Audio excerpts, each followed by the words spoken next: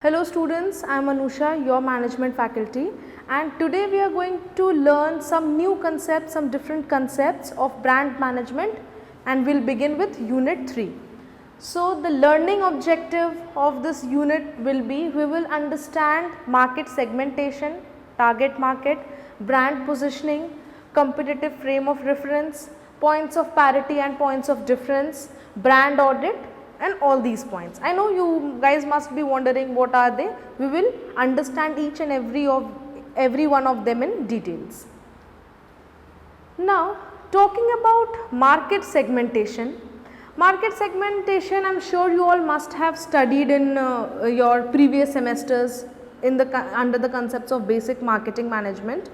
Market segmentation is nothing but dividing the entire market into different segments or different components comprising of similar types of customers. Let's understand this with, suppose this is your entire market, okay. This is the entire market. Now, if suppose you have a product which is not suitable for every one of them in the market, what will you do then? आपके पास कोई ऐसा product है जो market में सभी लोगों के लिए सूटेबल नहीं है, then is it of any use कि आप अपने उस प्रोडक्ट को इन सारे लोगों को जा करके बताओ. Suppose you are dealing into baby products, आपका प्रोडक्ट है जो बेबीज़ के लिए, छोटे बच्चों के लिए सूटेबल है. क्या कोई सेंस बनता है कि आप इस मार्केट के जो टीनेजर्स हैं उनको भी उस प्रोडक्ट के बारे में बताओ, इस मार्केट के जो ओल्ड एज पीपल हैं, मे बी जिनके घर में छोटे बच्चे नहीं हैं, उनको भी इसके बारे में बताओ? Of course not. बहुत ज़्यादा टाइम, मनी इन्वेस्ट करना पड़ता है कंपनी को for all these activities. So what is desirable is that we divide this market into different portions so that we cater to only those customers who are likely to be interested in our product. That means now what we will do, we will simply divide our market into different segments. हमने क्या किया? हमने हमारे पूरे market को different segments में divide कर लिया. Just name these segments as 1, 2, 3, 4, 5, 6, 7, 8. अब इस सेगमेंट में कोई मेल हो सकता है, कोई फीमेल हो सकता है. फीमेल है तो डिफरेंट एज ग्रुप्स है, मेल है डिफरेंट एज ग्रुप्स है.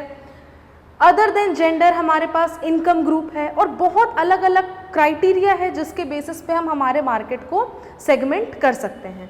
For example, I have a product that is suitable for female those who are working. मेरा एक प्रोडक्ट है मार्केट में आने वाला है जो सिर्फ उन लोगों के लिए सूटेबल है, फीमेल कस्टमर्स और वर्किंग कस्टमर्स. मीन्स फीमेल में I am only talking about working professionals.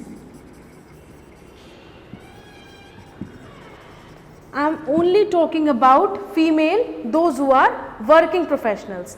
Then what am I supposed to do over here is, I am simply supposed to suppose number 3 is my female market. हमने जब इस पूरे market को different segments में divide किया तो ये portion हमारा फीमेल कैटेगरी का है, राइट. अब इस फीमेल कैटेगरी में भी तो बहुत सारे सब डिविजन्स होंगे. फीमेल मीन्स छोटी बच्ची हो सकती है, टीनेजर हो सकती है, अडल्ट हो सकती है, हाउसवाइफ्स, वर्किंग प्रोफेशनल, स्टूडेंट्स, अलग अलग बहुत सारे सेगमेंट्स हो सकते हैं. We only want female those who are working, so we will simply select our segment. Now this is the segment we are going to target further. Target further means, now after deciding that we are only going to deal with this segment, which is this female, those who are working professionals, the next step after segmenting my market will be to target these customers. Target means अब इस stage में हम सिर्फ और सिर्फ इस segment को deal करेंगे, इस सेगमेंट को अप्रोच करेंगे to make them aware about my product, to make them aware about the campaignings I am going to bring for them. अब ये पूरा मार्केट मेरे किसी काम का नहीं है. Why? Because I am only dealing into products that are meant for working professionals. Clear? Now let's look at what we have in store. Yes, market segmentation, as we have studied, is nothing but dividing the market into different segments comprising of customers, those who share common interest. Common interest means like we just now saw, हमने उस segment में सिर्फ उन females को डाला जो working professionals हैं. That means they are sharing some kind of common interest. कुछ similarity है उनमें, that all of them are working, और मेरा प्रोडक्ट वैसा है जो वर्किंग प्रोफेशनल फीमेल्स को हेल्प करेगा. Fine. Market segmentation makes it easier for marketers to personalise its marketing campaign. Very important. If a marketer does not segment its market, what is going to happen then? उस case में क्या होगा? उस marketer को पूरे market को वो बातें बतानी पड़ेगी अननेसेसरीली. अगर प्रोडक्ट ओनली वर्किंग प्रोफेशनल्स के लिए है तो the ones those who are not working or the ones those who doesn't fall under the category of female, किस काम का उनके? कंपनी बेकार में वहाँ उनको बताने में एफर्ट्स वेस्ट करेगी. So by segmenting company can personalise their marketing campaigns.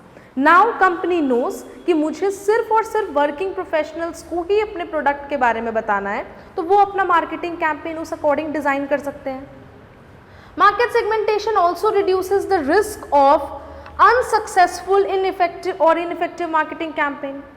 Very important, again an important point. How? आपको अगर पता है मेरा प्रोडक्ट सिर्फ और सिर्फ वर्किंग प्रोफेशनल फीमेल्स के लिए है, अगर आपने वो जाकर कॉलेज गोइंग गर्ल्स को उस प्रोडक्ट के बारे में बता दिया तो चांसेस है कि आपका वहाँ फेलियर होगा आपके कैंपेन का, क्योंकि उनके वो किसी काम का है ही नहीं. But after segmenting, when we are talking to the right customers, जब राइट कस्टमर्स से उसके बारे में बात कर रहे हैं, देन वो बिल्कुल सक्सेसफुल होगा. Let's take another example over here. For example, a company wants to do its recruitment drive in a college campus, right? They know कि जो स्टूडेंट्स MBA सेमेस्टर 4 में है या फाइनल सेमेस्टर फाइनल ईयर में है, सिर्फ वही जॉब के लिए एप्लीकेबल है. Is it feasible for them to talk about that campaign or recruitment drive to every student present in the college? नहीं, उनके किसी काम का नहीं है वो, क्योंकि उनको पता है इनको बताने में जितनी एनर्जी, जितनी मनी और जितना टाइम इन्वेस्ट होगा वो स्टूडेंट्स मेरे काम के नहीं है, वो मेरे प्लेसमेंट ड्राइव में नहीं बैठेंगे, बिकॉज ये ओनली फाइनल ईयर स्टूडेंट्स के लिए बनाया गया है.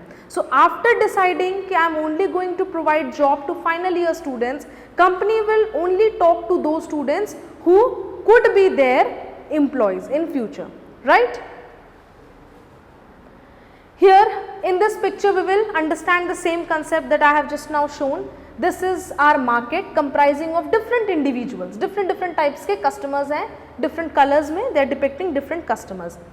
In segmentation what they are doing, एक पोर्शन इस पर्पल कैटेगरी के कस्टमर को निकाला, एक yellow, green, orange, they all are indicating towards different types of customers and all of them in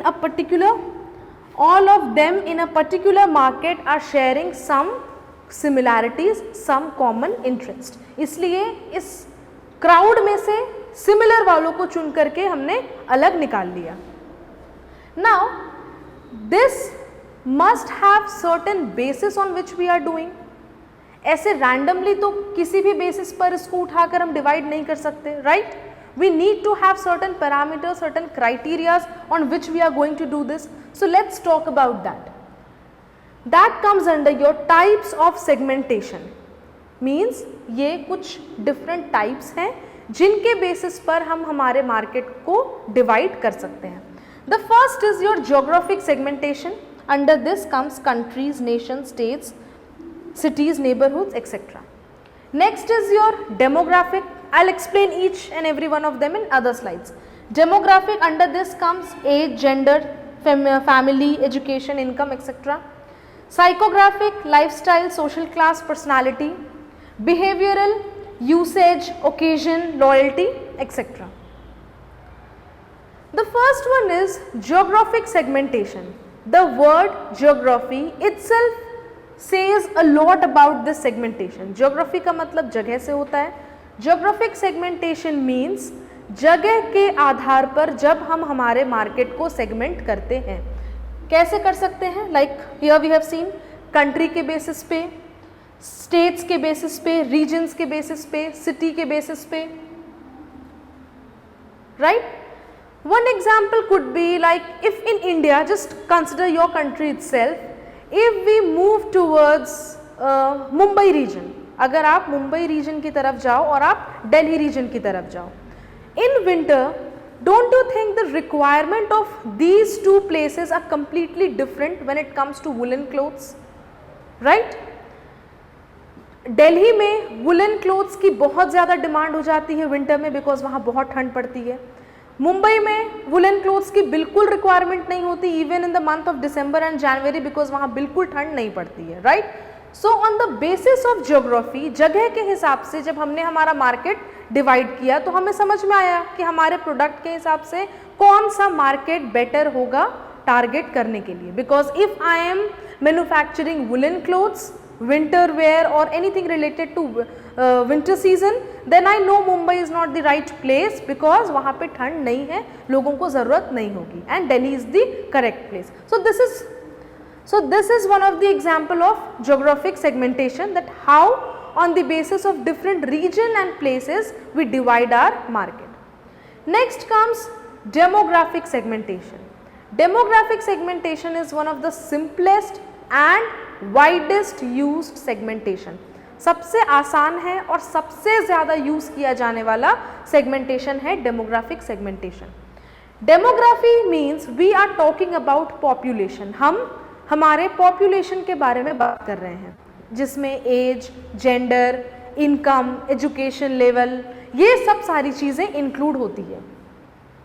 example, Maruti has lower price bracket and therefore manufactures people driven cars. Audi and BMW have high price bracket and targets high end buyers. एक component है demography का, that is your income. Just now I told you, like age, gender, income, education level, occupation, all these comes under your demography. Any factor that talks about the population, talks about people, comes under your demography. On the basis of price or income, what is happening? Maruti is only manufacturing product for middle class people that everybody can afford, because they are manufacturing low price products. Whereas if you talk about Audi and BMW, they are only targeting people, those who are earning really well, elite class people जिनके पास बहुत पैसे हैं, और ये high end buyers के लिए product बनाती है. So that is how you distinguish your market. In the slide that I made a diagram, even I did demographic segmentation where I was talking about gender and people working and their occupation, where I talked about female, those who are working professionals. That means मैंने gender के basis पर भी divide किया market, occupation के basis पर भी divide किया market, and that is your demographic segmentation. In this picture you can see geographic segmentation, what is happening on the basis, these are different locations और different places के according हम हमारे market को divide कर रहे हैं. Here you can see you have demographic segmentation, gender, age, occupation, education, income, and all these factors comes into picture. Now let's talk about different type of segmentation, that is psychographic segmentation. The word psychography means how we think, how we perceive certain things, right? Psychographic segmentation का मतलब है उन customers को एक जगह रखना जिनकी personality एक जैसी हो, जिनका लाइफस्टाइल एक जैसा हो, जिनका सोशल क्लास एक जैसा हो. Lifestyle, social class very close together. आप जैसे लोगों के बीच में उठते बैठते हो, आपकी लाइफस्टाइल काफ़ी हद तक उससे अफेक्ट होती है. So in psychographic segmentation marketer just tries to put people of what do we say, similar personality, similar lifestyle, similar social class together. Let's look at the example. Zara markets itself on the basis of lifestyle, where customers who want the latest and differential clothing can visit the store. Similarly, Arrow marks itself to the premium office lifestyle. I have taken example of two different brands, that is Zara and Arrow. You all must have heard about Zara and Arrow. What is Zara doing? Zara is dividing itself according to the basis of lifestyle. कि वैसे लोग जिनकी lifestyle काफ़ी hi fi है, जिनको हमेशा designer और stylish clothes की रिक्वायरमेंट होती है, they can visit the store Zara. That means they have clearly stated जिनको डेली वेयर के कपड़े चाहिए, नॉर्मल रेगुलर वेयर चाहिए, यू मस्ट नॉट, बिकॉज आपके काम का नहीं है ये. The same way Arrow is doing, it brings expensive office wear clothes, again designer. So this is how they divide the market on the basis of lifestyle, personality and social class. Next is behavioral segmentation. The word behavior means how a person behaves, right?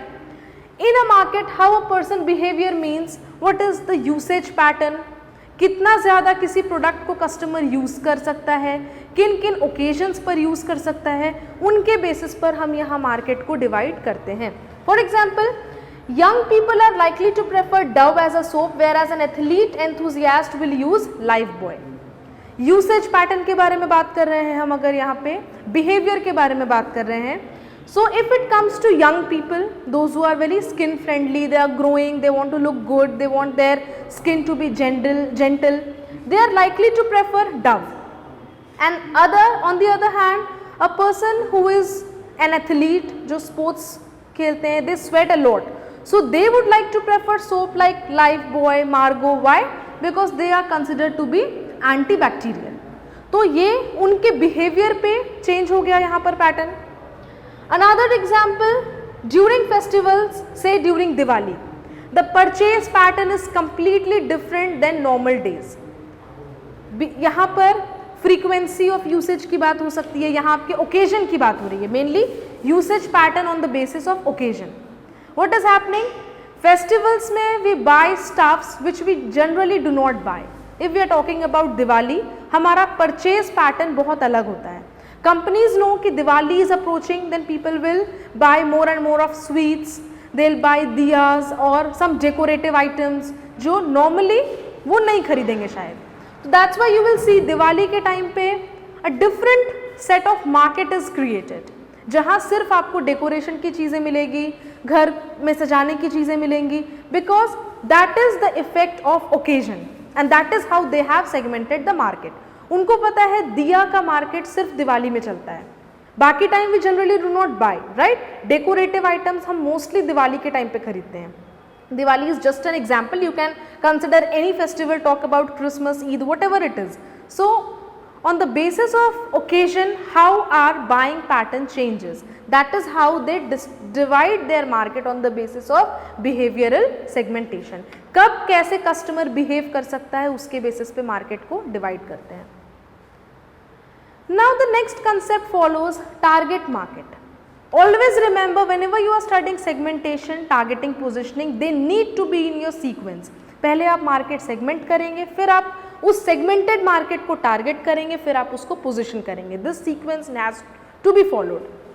Target market means, like in this picture you can see, it's very clearly evident, we have divided our market. ये different colours जो है, ये different divisions है market का. After understanding कि मुझे सिर्फ इस येलो पोर्शन के मार्केट को ही अपना सामान बेचना है, मेरा सामान, मेरा प्रोडक्ट सिर्फ और सिर्फ ये कस्टमर्स खरीद सकते हैं, इनके लिए ही बनाया गया है. I'll not focus on the other segments in the market. I'm just like this magnet is attracting this market, the same way I'm going to attract this market, and now I'll introduce my product to this market. Why?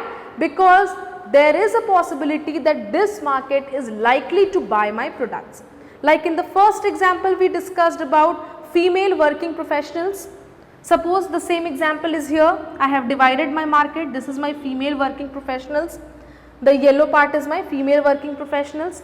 I know मेरा जो product है वो सिर्फ ये segment खरीद सकते हैं। अब मेरा इनके साथ कोई खास कनेक्शन नहीं है, इनको बताने की ज़रूरत नहीं है मेरे product. So we know that my product that I am manufacturing is only for female professionals.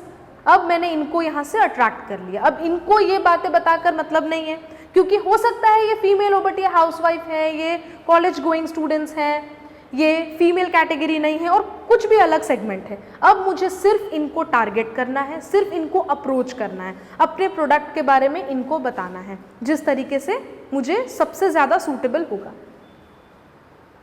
Once the target market has been defined, अब मुझे जब पता चल गया है कि मेरा टारगेट मार्केट सिर्फ फीमेल वर्किंग प्रोफेशनल्स है, सेगमेंट मैंने कर लिया, मुझे सिर्फ अब उनको मेरे प्रोडक्ट के बारे में बताना है। At this stage, I can tailor the marketing mix. Marketing mix is your 4 P's: product, price, place, promotion. अब मैं इस marketing mix को tailor यानी modify कर सकती हूँ। ठीक है, marketing mix हर अलग अलग segment, अलग अलग product के लिए होगा। Now I will design my marketing mix, that is product, price, place, promotion. Exactly the same way I can approach my target or segmented market in the best possible manner. Okay. So that is it for the first part. I'll continue with positioning and other concepts in the next part. Thank you.